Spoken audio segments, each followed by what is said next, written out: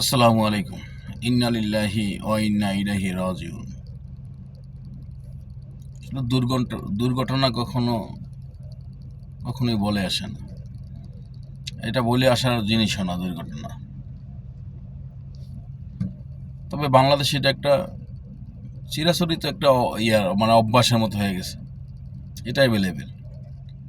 ঈদ মৌসুম নিয়ে একটা অ্যাক্সিডেন্ট থাকবেই, দুর্ঘটনা থাকবেই। বিশেষ করে সদরঘাটের অ্যাক্সিডেন্টটা দেখছি খুব ভয়াবহ।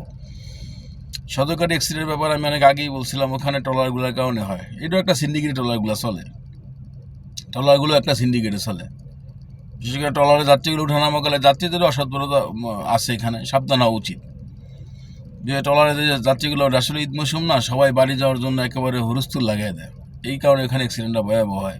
এবং গাড়ির ড্রাইভারদেরও লাইসেন্সের বিষয় আছে, তাদের দক্ষতার বিষয় আছে, আসলে ওগুলোই মূলত মূল দেখার বিষয়। সড়ক পথে যেগুলো সড়কের অব্যবস্থাপনার একটা ব্যাপার আছে, সড়ক ভালো মন্দের বিষয় আছে। বাংলাদেশে প্রায় রোডঘাট তো দেখা গেছে ক্ষত বিক্ষত থাকে, রোডঘাটের অবস্থা থাকে।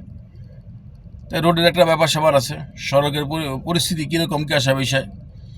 বিশেষ করে ফেরিঘাটের যে বিষয়গুলো, কালকের যে দুর্ঘটনাটা হয়েছে, একটা মর্মান্তিক দুর্ঘটনা। চোখের সামনে, বাবার চোখের সামনে মেয়ের মৃত্যু, মায়ের চোখের সামনে সন্তানের মৃত্যু, মাসুম বাচ্চার চোখের সামনে মায়ের মৃত্যু, এরকম বিষয়টা। ভিডিওটা বারবার দেখছি, কয়েকবারই দেখছি, খুবই কষ্ট পাইছি আর কি। চোখে পানি চলে আসছে, এরকম পরিস্থিতি হয়েছে ভিডিও দেখার পরে। এক বাবা তার সন্তানকে গাড়িতে রাইখা তিনি ফেরি আসছে কিনা দেখতে গেছে। কেউ তার স্ত্রীকে ফোন করে বলছে যে তোমার আসার প্রয়োজন নাই, তুমি আইছো কেন। মানে বিভিন্ন একটা অন্যরকম একটা পরিস্থিতি। বিশেষ করে ফেরিঘাটের যে বিষয়গুলো থাকে, আমিও দেখছি, নিজে ফেরিতে গেছি আইছি। ফেরি যে উঠানামা করে ওই প্লেসটা একটা সেরকম একটা সুন্দর একটা প্লেস না। আমি এটা এরকম দেখছি, অনেক সময় অনেক বড় বড় ইটের দানা দেখছি ওখানে থাকে। অবশ্য ফেরিতে উঠানামা গাড়িগুলো ওখানে একটা লোড, যথেষ্ট লোড হয়। তবে ওই জায়গাটা বেশি একটা সুন্দর হয় না। তবে এইখানে ফেরিঘাটের বিষয়টা দেখলাম অনেক সুন্দর লেভেল আছে। এখন দুর্ঘটনা তো বললাম না, বইলে আসবে না, হয়ে যেতে পারে। তবে আমার সবচেয়ে বড় বিষয়টা থাকে এরকম, বিশেষ করে বাংলাদেশের লাইসেন্সের বিষয়।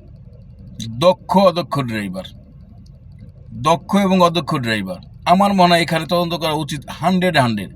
কারণ বাংলাদেশে ঘরে বসেও লাইসেন্স পাওয়া যায়, বাংলাদেশে ঘরে বসেও লাইসেন্স পাওয়া যায়। আমার মনে হয় বিআরটিসির, মানে মূলত লাইসেন্সটা যেই সংস্থা থেকে আসে বাংলাদেশের, পরিপূর্ণ একজন দক্ষ ড্রাইভার ছাড়া লাইসেন্স দেওয়া উচিত না। আপনি টাকার মোহে পড়িয়া আপনি যে আমাকে লাইসেন্সটা দিলেন, আমি কতটুকু দক্ষ একজন ড্রাইভার সেটা আপনার জানা উচিত ছিল। আপনার কিছু ইনকামের কারণে আজকে এরকম তাজা প্রাণ প্রতিনিয়ত বাংলাদেশে যাইতেছে।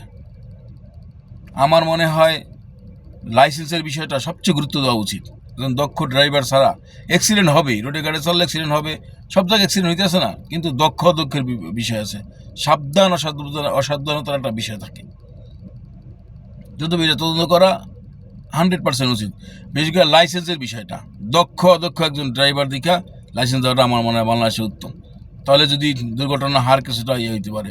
এবং রাস্তাঘাট সর্ব বিষয়ে আমাদের খেয়াল করা উচিত 100%।